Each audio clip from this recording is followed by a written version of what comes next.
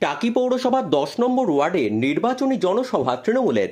আগামী ১ জুন বসিরহাট লোকসভা কেন্দ্রের নির্বাচন। ভোটের আগে শেষ সপ্তাহের প্রচারে কোথাও কোনো রকম খামতি রাখতে চাইছে না শাসক বিরোধী সব শিবির। বসিরহাট লোকসভা কেন্দ্রের বিভিন্ন জায়গায় প্রচারে আসছেন হেভিওয়েট নেতৃত্বরা। পাশাপাশি প্রচার চলছে পৌরসভা, পঞ্চায়েত, ওয়ার্ড এবং বুথ স্তরেও।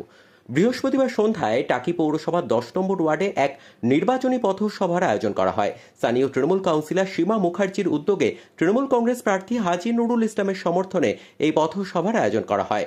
সভায় উপস্থিত ছিলেন টাকির উপপৌর প্রধান ফারুক গাজী, টাকি শহর তৃণমূলের সভাপতি প্রদ্যুৎ দাস, মহিলা তৃণমূল কংগ্রেসের নেত্রী শুভ্রা ঘোষ, শিক্ষক নেতা বিশ্বদেব মণ্ডল, তৃণমূলের ছাত্র নেতা কালাম গাজী সহ অন্যান্যরা।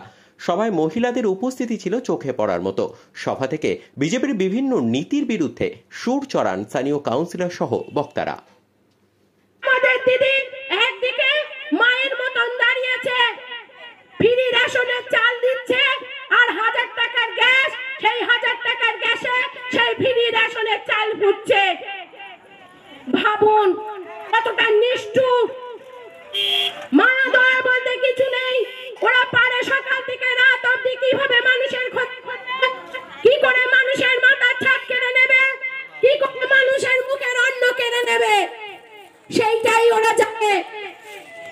100 দিনে খেটে খাওয়া মানুষের কাজের টাকা বন্ধ করে দিয়েছিল, আবাস যোজনা ঘরের টাকা বন্ধ করে দিয়েছিল।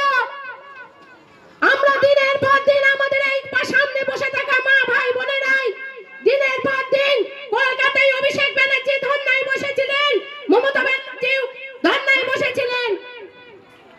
সেই 100 দিনে খেটে খাওয়া ভাই বোনেদের সেই কাজের টাকা, সেই আবাস যোজনার টাকা ওরা পারে মানুষের মাথার ছাদ কেড়ে নিতে, ওরা পারে মানুষের মুখের অন্ন কেড়ে নিতে, ওরা পারে মানুষের চাকরি খেতে।